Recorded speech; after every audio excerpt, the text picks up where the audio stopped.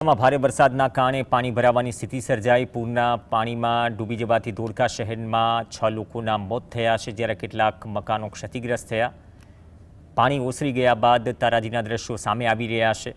એકલા ભેટાવાડ ગામમાં જ 50થી વધુ કાચા પાકા ઘરોને નુકસાન થયું। બદરખા, કેલિયાવાસના, નેસડા સહિતના અનેક ગામો જનજીવન પ્રભાવિત થયું। સ્થાનિકો અને વૃદ્ધોએ 50 વર્ષનો સૌથી વિનાશક મંજર જોવાનો દાવો કર્યો। આરોગ્ય વિભાગે રોગચાળો અટકાવવા 65 ગામોમાં ઘરે ઘરે સર્વે, ક્લોરિનેશન અને દવાનો છંટકાવ કર્યો। એસડીઆરએફ, એનડીઆરએફની ટીમોએ પણ રેસ્ક્યુની કામગીરી શરૂ કરી।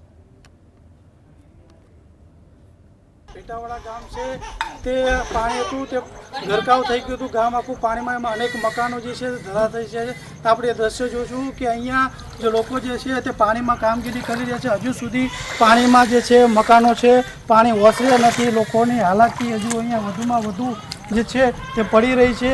અહીંયા જે લોકો જે છે તે પાણીમાં જોઈ શકો છો કામ કરી રહ્યા છે। મકાનો જે પાણીમાં ગરકાવ છે।